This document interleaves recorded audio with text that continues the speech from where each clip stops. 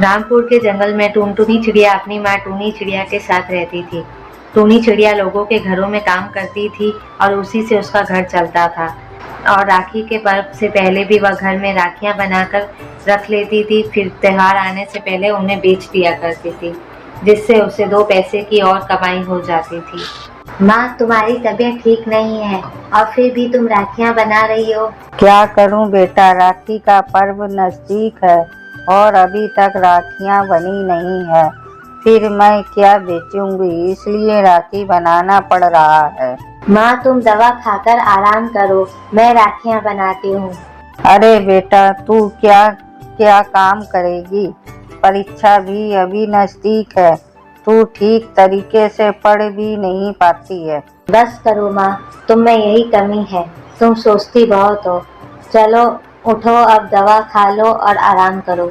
अच्छा, मेरी माँ खाती हूँ दवा। टुनटुनी अपनी माँ को दवा खिलाकर सुला देती है और खुद राखियां बनाने लगती है। राखियां बनाते बनाते वो वहीं सो जाती है। फिर अगले दिन सुबह वह सभी राखियां ले जाकर बाजार में बेचती है।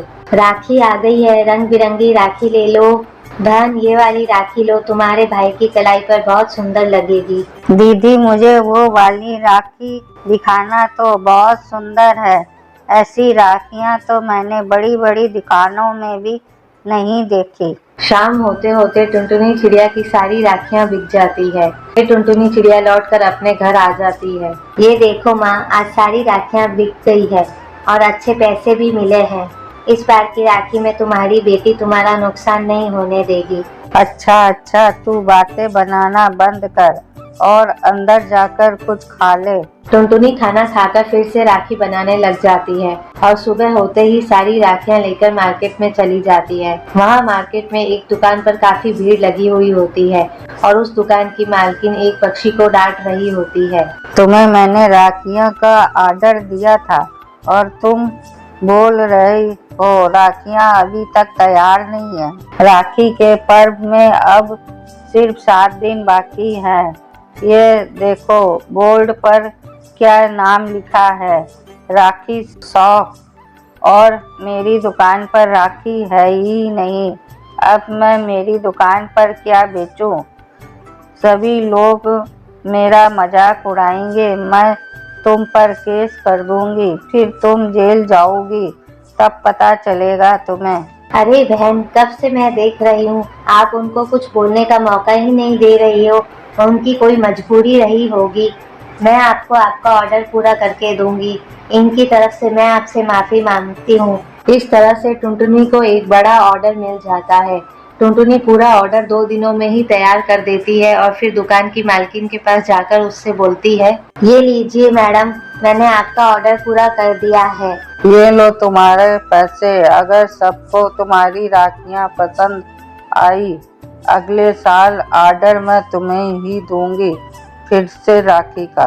टुनटुनी दुकान की मालकिन की बात सुनकर बहुत खुश होती है और उसकी बनाई हुई सारी राखियां कुछ ही मिनटों में बिक जाती है। दुकान की मालकिन एक बार फिर से टुनटुनी को राखी बनाने का ऑर्डर देती है। वह टुनटुनी से बोलती है, टुनटुनी, तुम्हारी बनाई हुई सारी राखियां बिक गई हैं। तुम फिर से मेरे लिए राखियां बना दोगी?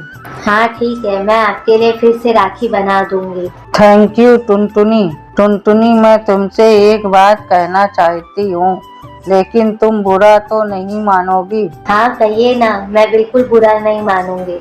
टुनटुनी, तुम बहुत अच्छी चिड़िया हो और तुम्हारा स्वभाव भी बहुत अच्छा है, इसलिए मैं चाहती थी कि तुम मेरी भाभी बन जाओ। क्या क्या कहा आपने? मैं कुछ समझी नहीं। टुनटुनी, मेरा एक भाई है जिसका नाम बंटी कबूतर है। मैं चाहती हूँ कि इस रक्षाबंधन पर मेरे भाई का भी घर बस जाए। वह एक अच्छी कंपनी में काम करता है। ये देखो उसकी फोटो। टुनटुनी, बताओ, क्या तुम मेरे भाई से शादी करोगी? टुनटुनी फोटो देखकर शर्मा जाती है।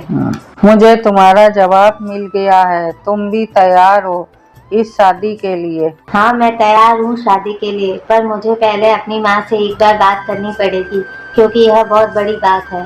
ठीक है, तुम अपनी माँ से पूछकर मुझे जवाब देना। टुनटुनी अपने घर जाती है।